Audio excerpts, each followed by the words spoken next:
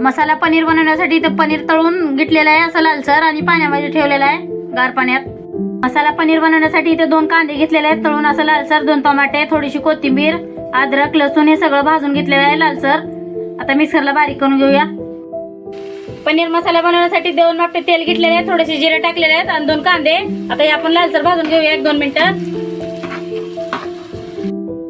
आता कांदा झालेला लालसर. आता हे मसाला आपण बारीक केलेला हे यामध्ये टाकून असं भाजून घेऊया. तेल सुटेपर्यंत हे मसाला वाटून घेतलेला.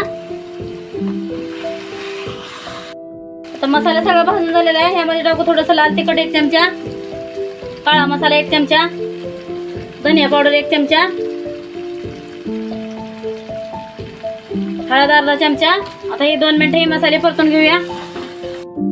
सगळे मसाले भाजून झालेले आहेत, तेल पण सुटलेलं आहे. वरतून टाकू कस्तुरी मेथी आणि हे पनीर यामधलं आता आपण हे पाण्यासोबत हे टाकून घेऊ. पनीर आता घट्टसर असं ग्रेव्ही बनवून घेऊया.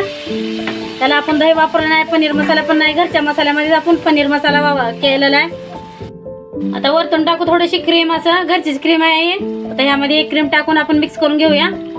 एकच नंबर झालेलं आहे पनीर. आता दणकून एक उकळी आलेली आहे. वरतून टाकू चवीपुरतं मीठ आणि गॅस बंद करून घेऊया. एकच नंबर झालेलं आहे पनीर असं, तरी पण किती सुंदर आलेले आहे बघा. तर मित्रांनो तयार आहे मसाला पनीर असं 1 नंबर झालेला आहे. असं लिंबू पिळून द्यायचा दणका जोरात. एकच नंबर झालेला आहे. तुम्ही नक्की ट्राय करा घरी.